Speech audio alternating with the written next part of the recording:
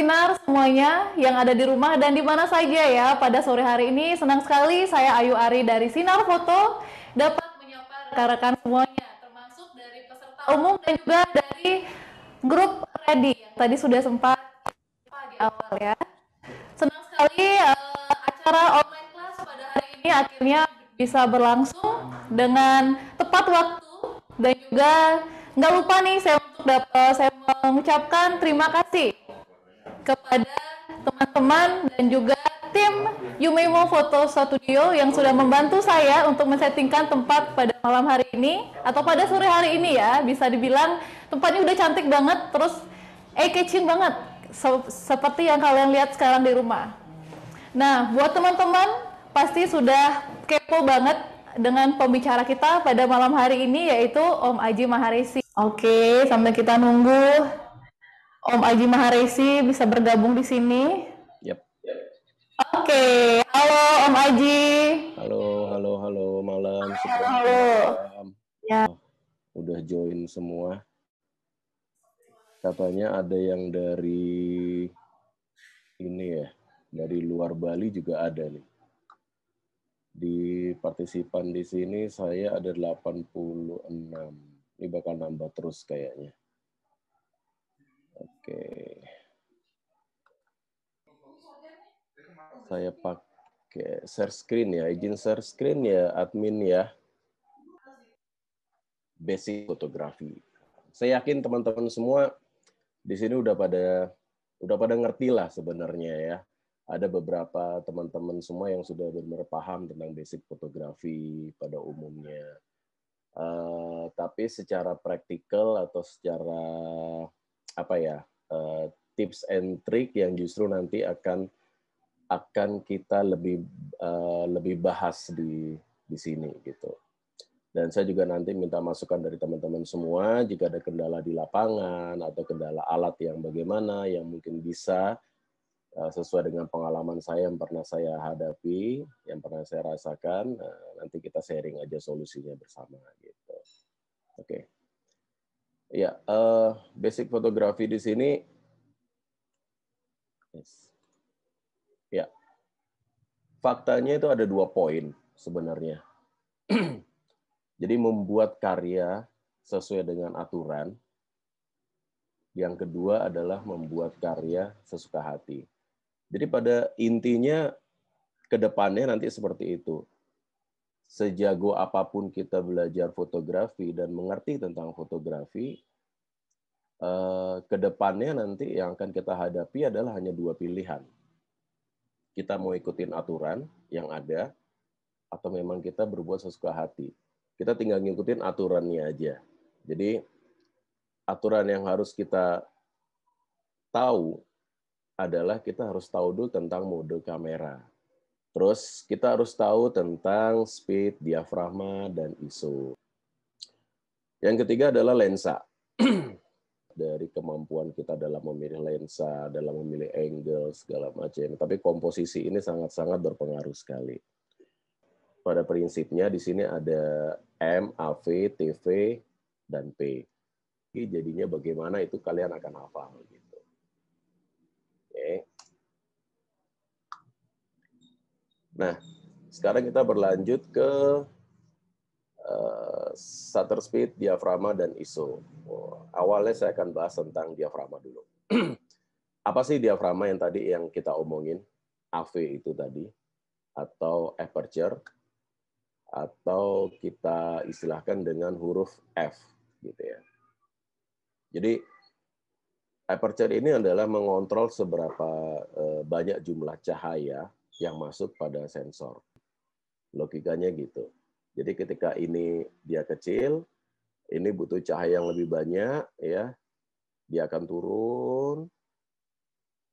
Ada di mana dia? Nah, ada di sini shutter speed-nya. Kenapa saya bilang turun? Kenapa saya bilang tinggi?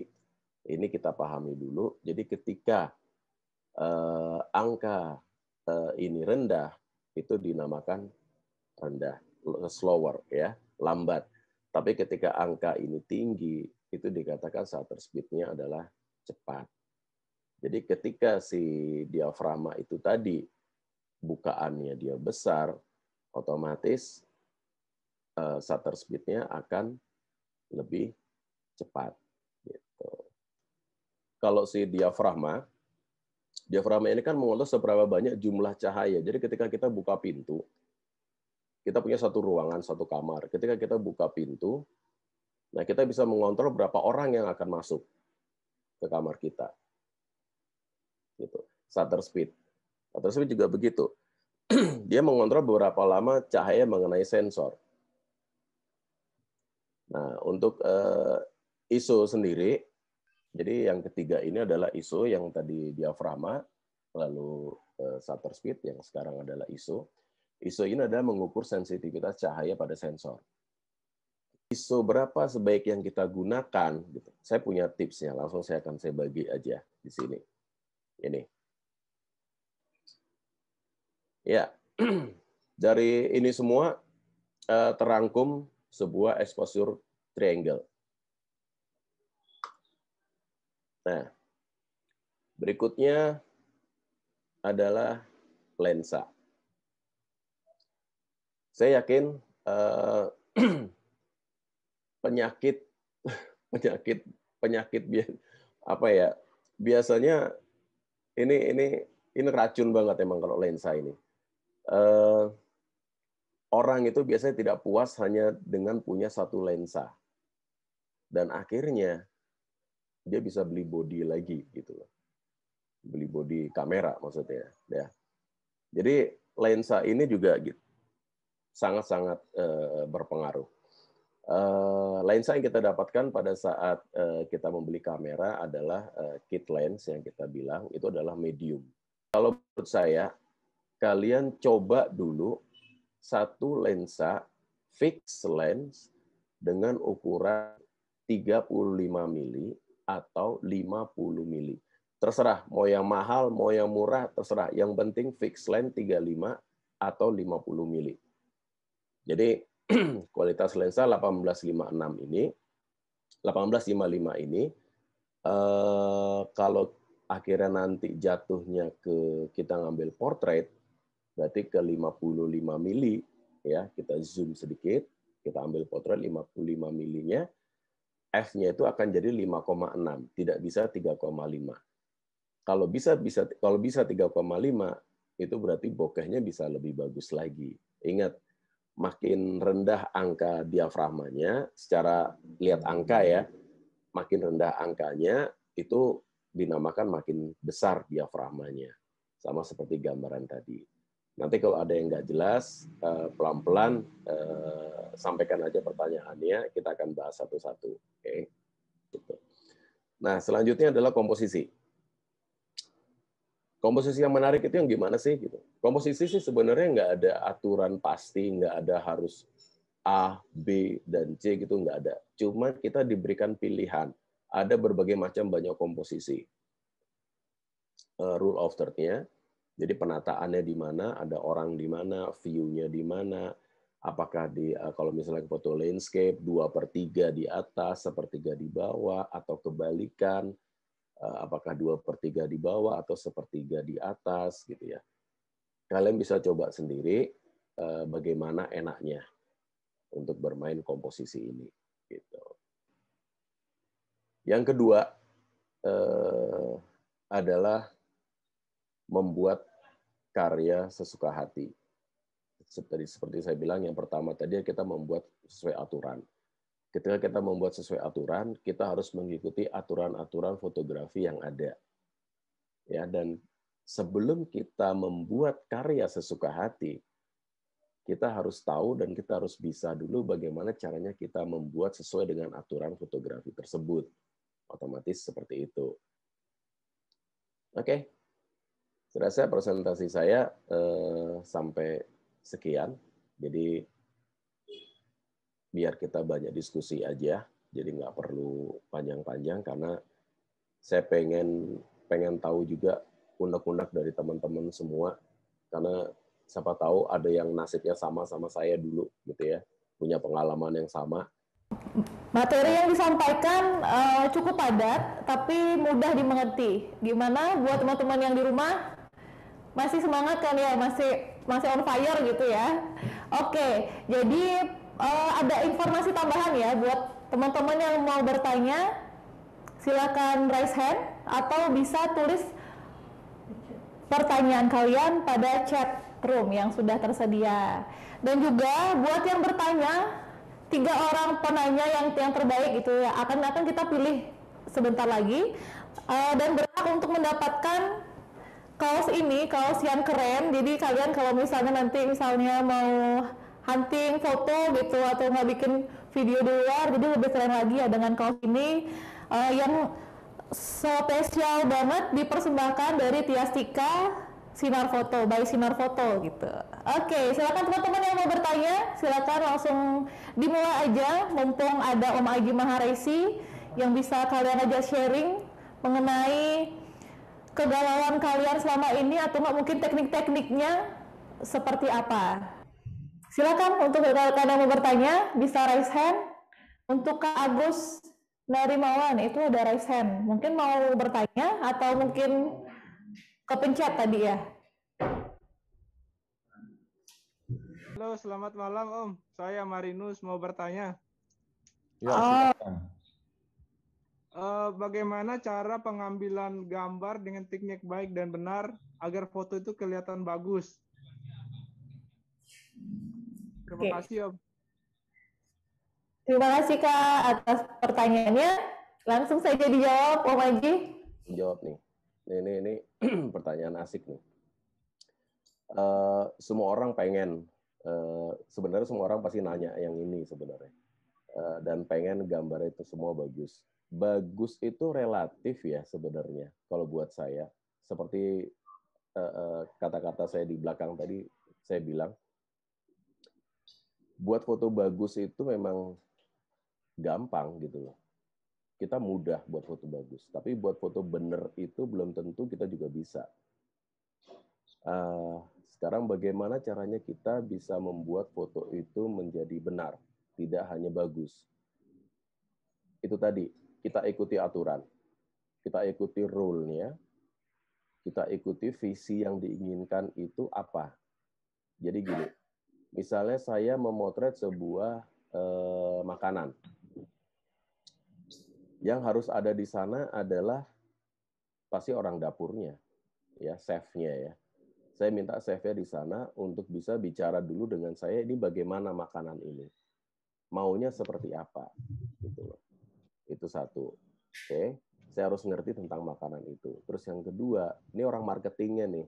Ini makanan ini mau dibuat fotonya nanti untuk apa, gitu. Apakah posisinya portrait, posisinya landscape, atau bagaimana? Karena di sana pertimbangannya akan penting banget gitu loh. Jadi kalau aturan itu sudah kita dapati, baru rasa kita yang bermain di sana. Gitu. Nah, buat dia menarik lagi bagaimana dengan bermain cahaya.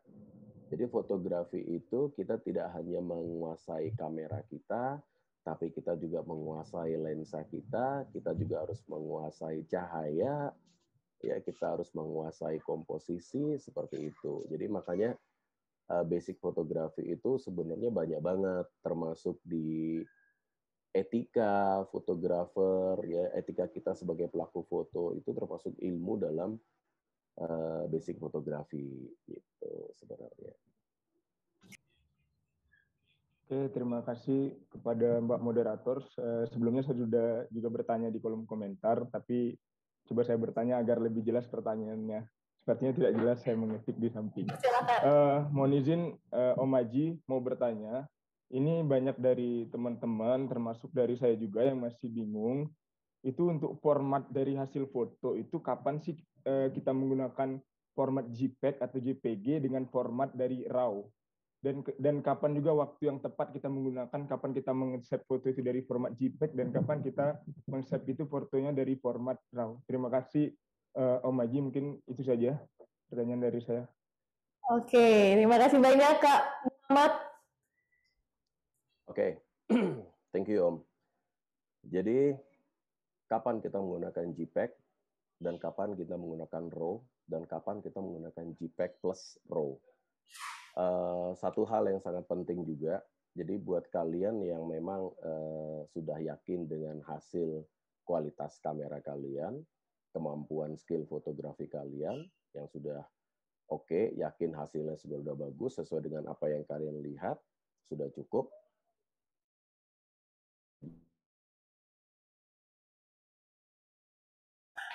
Mengeksplor lagi untuk diediting, untuk dirubah lagi, mungkin ada highlight-nya, kita bermain sana shadow-nya, kita terangin lagi gitu ya, lebih baik shoot-nya by RAW.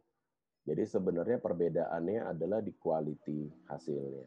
Kalau JPEG itu otomatis kualitasnya pasti lebih rendah daripada RAW file. Karena RAW file itu benar-benar file mentahnya. Ketika kita menggunakan kamera 24 megapiksel, RAW-nya adalah 24 megapiksel dan JPEG-nya itu paling cuman mungkin katakanlah 16 megapiksel seperti itu. Jadi ketika kita mengolah dari RAW-nya, ya RAW-nya kita edit lagi, nanti kita rubah jadi TIFF, itu bisa jadi resolusi gambar kita akan menjadi 100 sekian megabyte dan itu kualitasnya bagus untuk dicetak perbesar seperti itu. Sebenarnya perbedaannya adalah pertama di print quality, terus yang kedua adalah quality warna yang kita dapatin, ya cahaya, warna, kontrasnya itu akan sangat-sangat berbeda ketika kita menggunakan JPEG. Dan biasanya dipergunakan oleh orang-orang yang memang komersial di fotografi, mereka pasti menggunakan RAW, JPEG plus RAW. Jadi JPEG hanya untuk preview-nya saja, ya preview nanti untuk cadangannya aja, tapi prosesnya itu adalah yang RAW-nya itu tadi. Seperti itu sebenarnya. Ya, untuk pertanyaan tadi itu sudah pertanyaan terakhir karena keterbatasan waktu gitu ya. Jadi kita langsung aja pilih untuk pertanyaan terbaik.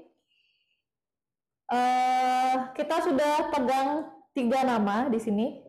Untuk kakak-kakak yang saya sebutkan namanya, mungkin boleh dari tim Red-nya boleh di-unmute dulu sebentar. Oke, untuk yang pertama yang berhak mendapatkan kaos dari Tiastika, Kak Agus Narimawan. Kak Agus Narimawan masih di online Zoom ini ya. Oke, sambil menunggu Kak Agus Narimawan. Masih. Oke, siap. Yang kedua yang berhak untuk mendapatkan kaos yaitu Kak Dani Sulistyo. Selamat untuk Kak Dani Sulistyo. Semoga masih di sini juga, masih joinan. Semangat. Oke, yang terakhir adalah Kak Dira. Selamat juga sudah mendapatkan kaos kita yang keren ini ya, dari Tiastika. Oke, saya sudah menyebutkan 3 nama untuk mendapatkan kaos. Mungkin untuk Om Aji, ada yang mau disampaikan sebagai closing kita pada online class malam ini? Oke.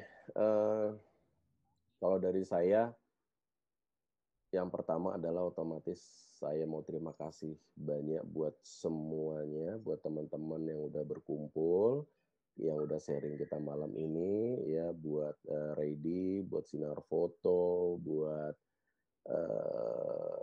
jalur-jalur internet semuanya, buat PPKM segala macam kita bisa ketemu via online, yang penting ketemu gitu ya. Jadi motretlah sesering mungkin dan motretlah apa aja yang kalian suka.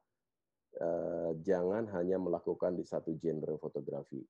Lakukan semua genre fotografi, rasakan bedanya, jadi kalian akan temukan karakter kalian sendiri.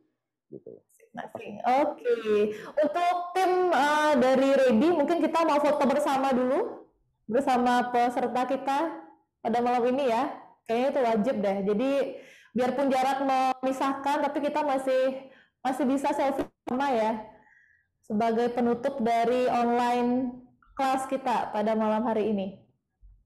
Oke, baik rekan-rekan, tolong dinyalakan semua videonya supaya kelihatan wajah-wajah gantengnya. Wajah ganteng dan cantiknya.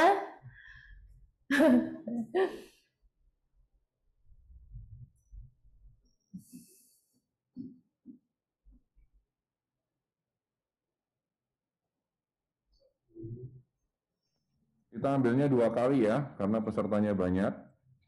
Jadi 2 page. Wah, ternyata rame. Halo, baru kelihatan semua wajah-wajahnya. Oke. Wajah wajah cantik dan tampannya. Oke, sudah bisa dimulai? Oke, kita ambil yang pertama ya. Siap. 1, 2, 3. Oke, kita sekarang pindah ke page 2. Oke, silakan dinyalakan videonya lagi. Masih ada yang belum nyala ini. Oke, siap-siap ya. 1, 2, 3. Oke, terima kasih teman-teman. Terima kasih banyak teman-teman yang sudah join pada malam hari ini.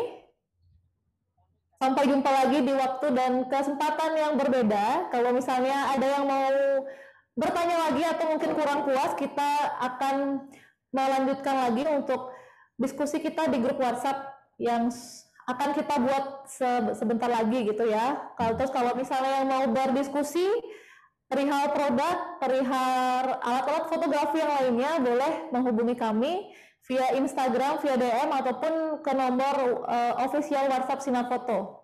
Kita tunggu ya.